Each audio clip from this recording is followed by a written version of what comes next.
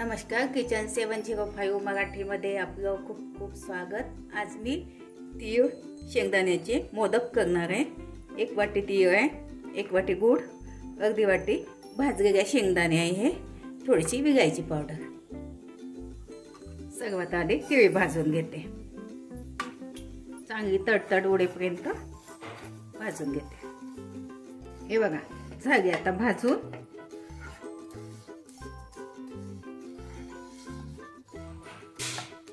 खूप जास्त नाही भाजायची।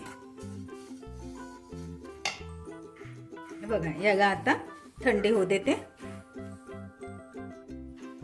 हे बघा आता शेंगदाणे, भाजलेले शेंगदाणे हे आधीच भाजून ठेवले होते मी, आणि तीळ दोन्ही एकत्र बारीक करून घेते। थोडं जाडसरच वाटून घेते। हे बघा आता वाटून झालं। ह्यामध्येच गूळ वाटून घेते बारीक करून।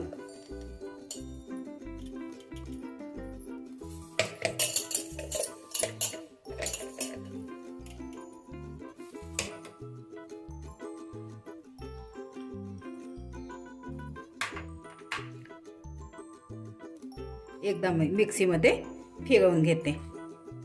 विलायची पावडर पण घालते यामध्ये।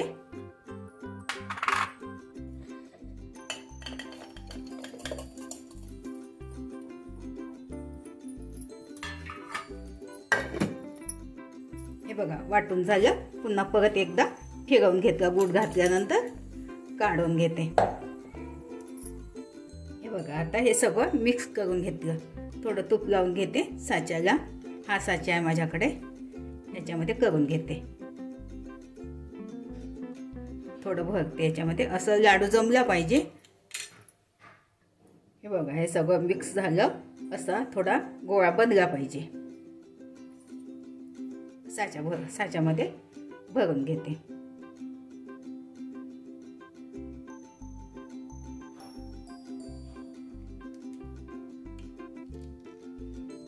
खालून पण प्रेस करून घ्यायचं थोडं। हे बघा साईडचा भाग काढून घ्यायचा।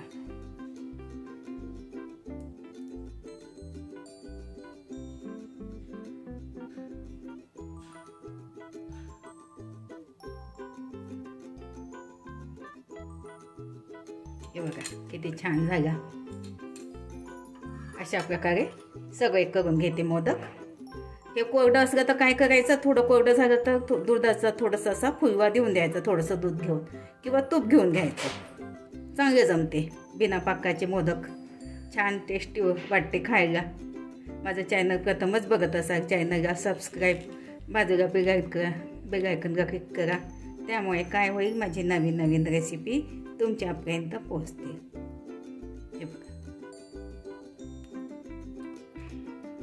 असे छान, बघा किती छान झाले। असे सगळे मोदक करून घेते।